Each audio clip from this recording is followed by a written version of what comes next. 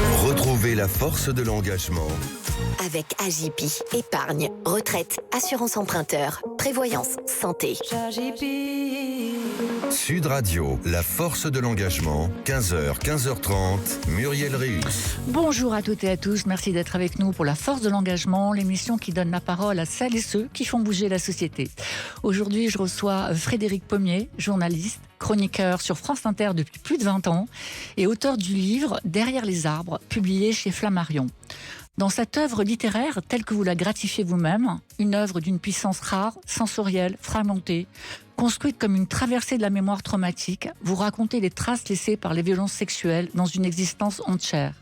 Le silence, la honte, l'amnésie traumatique, la peur, la déconnexion du corps, mais aussi la manière dont un trauma peut continuer à coloniser une pensée, une vie entière, longtemps après que les faits eux-mêmes ont disparu de la mémoire consciente. Mais avant de vous donner la parole, Frédéric, je vous propose de nous engager contre l'indicible. Les crimes ne s'arrêtent jamais au moment où les faits cessent. L'envisager, le penser, le croire est une absurdité. Les crimes continuent à vivre dans le corps, les cauchemars, les silences, les addictions, la dissociation, les scarifications, les pensées suicidaires, dans la peur des autres. Parfois même, jusque dans l'incapacité même à comprendre ce qui nous est arrivé. Les violences sexuelles faites aux enfants appartiennent à cette catégorie-là. Pourtant, notre système judiciaire continue encore de leur appliquer une logique du temps qui est totalement déconnectée de la réalité du psychotraumatisme.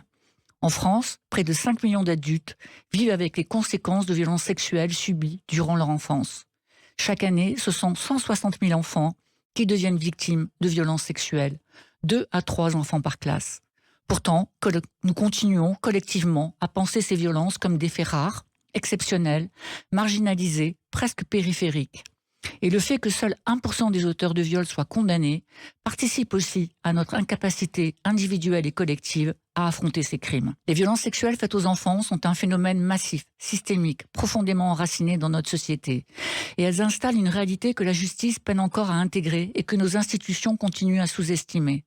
Cette réalité, c'est que le plus souvent, un enfant agressé ne parle pas spontanément au moment des faits.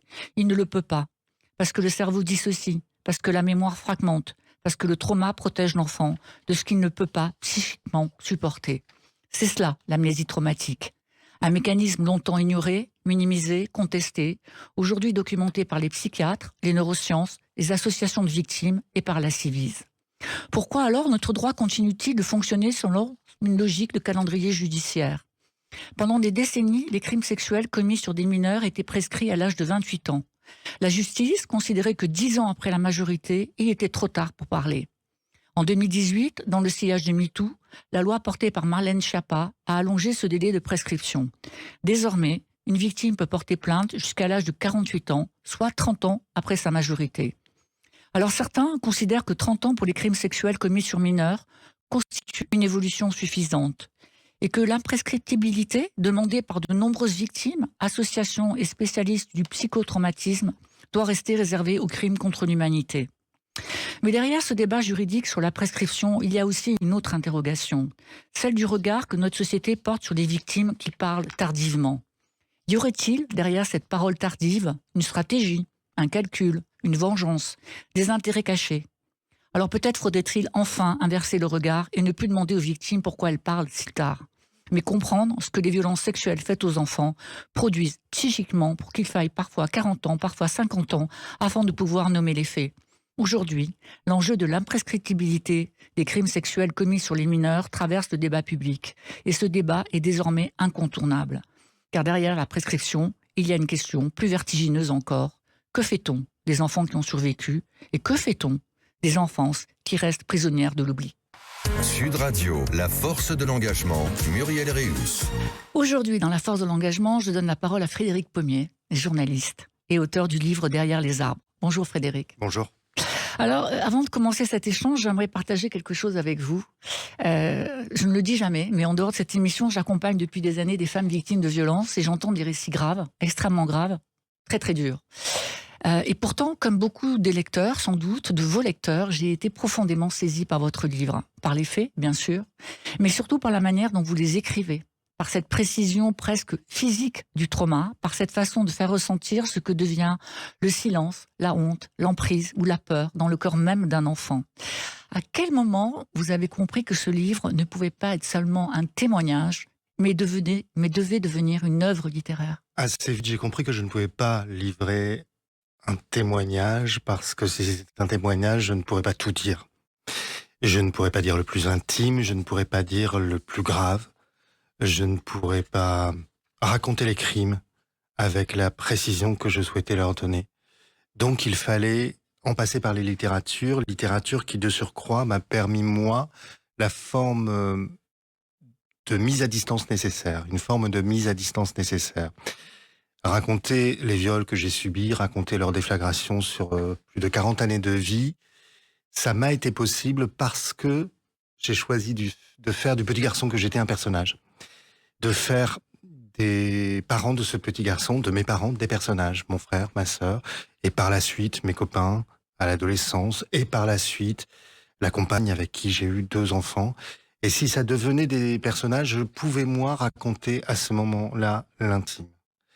La littérature et le fait de construire une œuvre littéraire, ça m'a aussi permis d'illustrer par la grammaire, je dirais, ce qu'est la dissociation. Dans la première partie du livre, il y en a 5. Le personnage s'appelle l'enfant. Et je dis très peu je parle de l'enfant. Dans la deuxième partie, il s'appelle le garçon. Et là encore, je dis très peu je, c'est le garçon. Ensuite, dans la troisième partie, à l'adolescence, il s'appelle Frédéric. C'est mon prénom. Mais je ne dis réellement je qu'à partir du 4e chapitre, quand les souvenirs, tout d'un coup, deviennent un peu plus précis.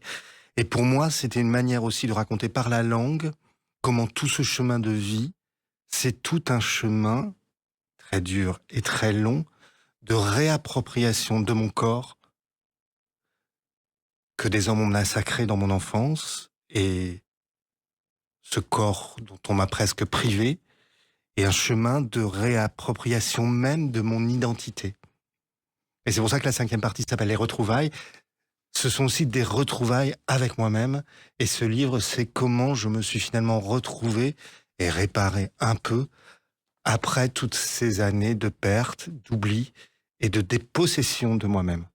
Alors ce chemin, il est très long, hein, vous venez de le dire, hein, près de 40 ans. Près de 40 ans où votre corps semblait savoir ce que votre mémoire consciente refusait de regarder en face. Un premier viol à 4 ans, un autre à 5 ans, un autre à 6 ans, un autre à 7 ans et demi.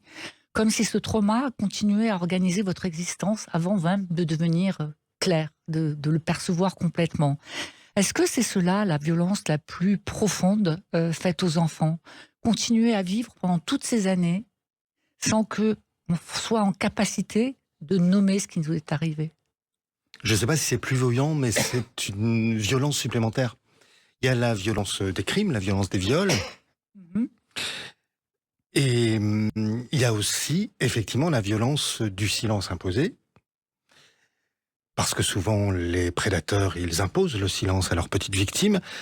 Mais de surcroît, les petites victimes, les enfants, ils n'ont, à cet âge-là, en tout cas à 4 ans, à 5 ans, à 6 ans, ils n'ont pas les mots pour raconter. Et à la fin des années 70 et au début des années 80, moi c'est ça, les années, j'avais encore moins les mots que les enfants d'aujourd'hui, qui sont un petit peu plus éduqués à la connaissance de leur propre corps déjà. Moi non seulement je ne connaissais pas mon corps, mais je connaissais surtout pas le corps d'un adulte. Donc ce que j'ai subi, je ne le comprenais absolument pas. Donc très compliqué de raconter à ses proches quelque chose qu'on n'a pas compris, et de surcroît, c'était d'une telle violence que mon cerveau a tout fait pour déconnecter, puis pour oublier le plus rapidement possible.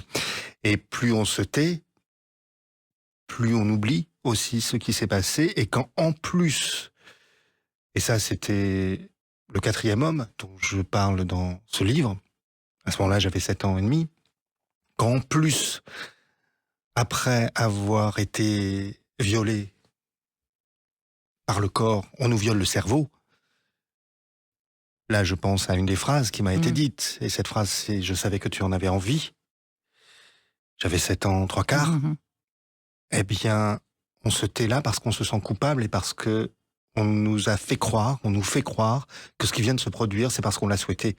Et c'est absolument épouvantable de se dire qu'on a souhaité qu'un homme nous éjacule sur le visage, après nous avoir violé d'autres parties du corps. Et donc on ne peut pas parler non plus parce qu'on se dit, si je raconte ça, d'abord on ne va pas me croire, et cet homme m'a dit personne ne te croira. En plus, je ne sais pas comment le raconter, et le coup, c'est que il m'a dit que c'était de ma faute. Alors, on ne peut pas raconter, oui, bien sûr, on ne peut pas raconter lorsqu'on est un enfant parce qu'on n'a pas les mots. Et vous avez raison de dire qu'aujourd'hui, peut-être les enfants ont davantage les mots parce qu'il y a eu beaucoup de campagnes de sensibilisation, peut-être un petit peu plus. Mais il y avait des signes, ce qu'on appelle les signaux faibles, qui en fait ne sont pas des signaux faibles, ce sont des signaux complètement explicites de violence sexuelle. On le sait aujourd'hui. Vous dites très tôt, maman, je veux voler. Vous dites les cauchemars, les voix dans votre tête dès la petite enfance. Vous dites cette tristesse omniprésente au réveil. Alors ça aussi, est-ce que c'est compliqué de se dire que finalement, tous ces signaux-là, les adultes ne sont pas équipés pour les voir? Peut-être qu'aujourd'hui, les adultes sont un tout petit peu plus éduqués, un tout petit peu plus sensibles à ces signaux. Moi, ce que je disais à ma maman, c'était « envole-moi ». Envole-moi, oui. Après avoir dit « jette-moi par la fenêtre ». À ce moment-là, j'avais 4 ans. Et pendant des années, j'ai demandé à ma mère « envole-moi ». Et le jour où elle m'a trouvé debout sur une chaise devant la fenêtre de la cuisine grande ouverte, elle a paniqué, m'imaginant sauter, si petit.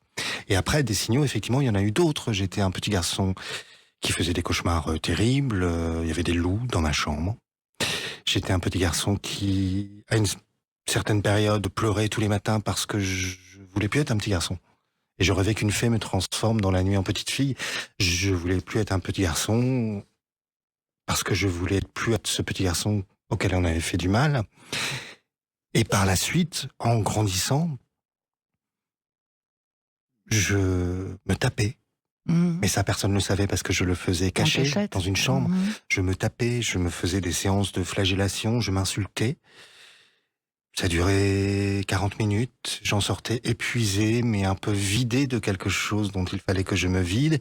Et plus tard, vers 10, 13 ans, j'ai eu, moi, des voix dans la tête. Insupportable d'avoir des voix dans la tête. Ça fait perdre beaucoup de temps précieux de sa vie. Des voix qui commentaient... psychose, en tout cas, les hallucinations auditives peuvent être des manifestations de psychose. Donc là, ma maman s'est beaucoup inquiétée, puisque je lui disais. Mais déjà, petit, quand à 4 ans, je pleurais, que je voulais être une petite fille, enfin, que je ne voulais plus être un garçon. Ma maman m'a emmené voir une psychologue. On est en 1979. Et à ce moment-là, il y en a assez peu des psychologues pour enfants. Et assez peu des parents qui emmènent voir leur enfant. Qui emmènent leur enfant chez le psychologue. Et puis, au moment des voix, j'ai à nouveau été voir à l'âge de 13 ans, cette fois un psychanalyste. Et en fait, les professionnels que j'ai rencontrés, je pense, ne m'ont pas posé les bonnes questions. En tout cas, n'ont absolument rien identifié qui aurait pu être de l'ordre du traumatisme et de la violence sexuelle. Oui, d'ailleurs, c'est assez... quand j'ai lu ce passage-là, où votre maman... Parce qu'autour de vous, il y a une famille aimante, il y a une famille attentive, une mère qui sent quand même qu'il se passe des choses. Et elle vous emmène chez une psy qui vous pose des questions absolument invraisemblables. Et donc, je me suis dit, mais c'est complètement dingue, quoi, qu'on puisse poser ces questions-là avec la description des traumatismes tels qu'ils étaient décrits par vous-même, et en tout cas par votre maman. On en parle juste après la pause. Retrouvez la force de l'engagement. Avec Agipi. Épargne, retraite, assurance emprunteur, prévoyance, santé. Sud Radio, la force de l'engagement, 15h, 15h30, Muriel Réus. Donnez la parole à celles et ceux qui font bouger la société, c'est sur Sud Radio et c'est la force de l'engagement. Aujourd'hui avec Frédéric Pommier, journaliste, chroniqueur sur France Inter, auteur du livre Derrière les arbres. Nous parlons des violences sexuelles faites aux enfants, de leurs conséquences, de cette mémoire traumatique qui peut continuer à traverser toute une existence. Alors tout à l'heure, avant cette pause, on évoquait l'incapacité parfois des professionnels à reconnaître ce que certains enfants expriment à travers leur corps. Et on se disait que c'était absolument invraisemblable, ces questions posées. Et je voudrais maintenant aborder ce sujet qui c'est celui de l'image que l'on se fait des agresseurs. Des agresseurs qui ne correspondent jamais à l'image caricaturale du monstre. En fait, vos agresseurs, c'est le compagnon de votre nourrice, le gardien de votre immeuble, un jeune homme que vous rencontrez pendant les vacances, un ami de vos parents, devenu une personnalité politique, autrement dit des hommes insérés, des hommes connus, familiers, et des hommes auxquels les adultes faisaient confiance. Mais vous dites, ces prédateurs ont malgré tout un point commun, une capacité à exercer une emprise psychologique et surtout à repérer les failles. Comment comment vous évaluez ça, cette capacité de ces hommes à avoir repéré peut-être chez vous ce qui vous était déjà arrivé? Ça, c'est l'explication aussi que je me donne pour expliquer la répétition. Mmh. Et la répétition des faits, elle s'explique de façon assez claire. Enfin, Ouais. des études ont été menées disant Absolument. qu'un enfant abusé une fois a beaucoup plus de risques qu'un autre Tout de à fait. l'être à nouveau. Je pense que les prédateurs, ils ont une forme de radar pour percevoir les faiblesses Dis donc. des victimes, Mhm. pour percevoir les failles des femmes quand il s'agit d'adultes, et ce sont la plupart du temps des femmes Ouais. qui se font agresser, et des enfants, filles ou garçons. Ils ne vont pas s'attaquer à n'importe qui, sans doute, mais à ceux, c'est en tout cas comme ceci que je l'écris, à ceux qui, pour certains, sont déjà morts, Oui, pour ceux qui sont déjà seuls intérieurement, peut-être. ou Aussi. dont l'enfance est déjà terminée. Moi, je considère que mon enfance est arrêtée à Ouais. 4 ans au moment du premier viol. Et que tout le reste, en tout cas la suite de mon enfance, a été une forme de survie pour moi, avec certainement des moments de joie, certainement beaucoup de moments de joie que, aujourd'hui, du fait de cette mémoire traumatique, j'ai totalement effacé. Je n'ai gardé de mon enfance que les souvenirs les plus terribles. Et encore, ils ont mis très très longtemps avant de revenir, puisque pendant longtemps, je n'ai eu aucun souvenir de 0 à 15 ans. Puisqu'à force d'avoir souhaité et tout fait pour effacer les scènes traumatiques, ma mémoire a effacé tout le reste aussi. Et il y a une femme qui a beaucoup compté, hein, votre femme. Vous dites d'ailleurs, elle m'a sauvé la vie dans le livre. Et vous avez 2 enfants. Oui. Comment une famille vit ce qui vous est arrivé? Comment ça se passe? Ça a été dans le silence pendant très longtemps, puisque moi j'ai parlé que très tard. Moi Et j'ai après parlé à la trentaine, 34 ans. Et après, mes parents ont été mis au courant Mhm. quelques années plus tard. Ils sont au courant depuis une dizaine d'années. Ils l'ont. Ça a été très difficile pour eux. Ça a été très difficile, d'autant que moi, la personne dont j'ai parlé en premier, c'était le dernier agresseur, quand j'avais 7 ans et demi. Et il se trouve qu'en l'occurrence, quand je leur en parle, et qu'ils me demandent « mais qui est cet homme ?» Et je leur explique que c'est effectivement un homme qu'ils voyaient il y a très longtemps, qui à l'époque était un ami de la famille, et qui, dans l'intervalle, était devenu maire de la ville. Et vous dites d'ailleurs, vos parents, il faut déménager parce que je ne peux plus venir chez vous. Et Vous pendant refusez des d'y aller. années, j'ai Ouais. imposé à mes parents de m'entendre les supplier de déménager. Et ils ont déménagé en décembre dernier, Ouais, c'était mais tout récemment. déménager, c'était peut-être aussi une façon de dire finalement, je vais céder devant cet agresseur. C'est ce que pensait ma mère, Mhm. qui disait si on déménage, c'est lui donner raison. Et je lui disais non, c'est pas lui donner raison, c'est te protéger, nous protéger, et faire en sorte que la famille puisse encore se réunir chez vous. Mhm. Puisque pendant des années, ça a été impossible, puisqu'en effet, moi, je ne pouvais plus revenir chez mes parents, parce que pour Ah moi, oui. c'était la ville où j'étais mort à plusieurs reprises, parce qu'on m'avait fait subir le pire à plusieurs reprises. Alors cette prescription, elle est évidemment, dans votre cas, encore plus terrible, hein, puisque elle ne s'applique, enfin, je veux dire, les délais sont dépassés. Hein, À 28 ans, tout à était 28 prescrit. ans, à 28 ans, c'était prescrit, oui, puisque c'était 10 ans à l'époque. Et comme, effectivement, il n'y a pas de rétroactivité sur les faits prescrits, donc aujourd'hui, c'est bien 30 ans avec cette loi Schiappa. Vous savez que nous sommes nombreux à demander l'imprescriptibilité pour les crimes sexuels commis à l'égard des enfants mineurs. Est-ce que vous partagez cette demande? Est-ce que vous pensez qu'il faut que les crimes contre les enfants mineurs deviennent imprescriptibles? Mais je pense clairement que la prescription est la complice des violeurs d'enfants. Mhm. Puisque si la parole pour certains se libère si tard, c'est parce qu'elle est impossible à livrer avant, parce que la mémoire fait défaut souvent, et que les souvenirs, ils ne se précisent que très très tard. Donc cette prescription n'a strictement aucun sens, à part celui de protéger des violeurs. Et que des prédateurs puissent se dire, passé tel nombre d'années après mes crimes, je vais pouvoir dormir tranquille. Alors que les personnes qui ont été violées, abusées, elles ne dormiront jamais tranquilles. Il n'y a pas de prescription pour la douleur. Il n'y a pas de prescription pour le traumatisme. Il n'y a pas de prescription pour cette bombe à retardement et à fragmentation qu'est le viol, et qui détruit pas seulement la personne qu'on a violée, qui détruit aussi les personnes autour d'elle, qui fragilise tout le monde. Et donc quand on parle de 5,5 millions d'adultes qui aujourd'hui disent qu'ils ont subi des violences sexuelles dans leur enfance. Et je pense que le chiffre est bien plus important.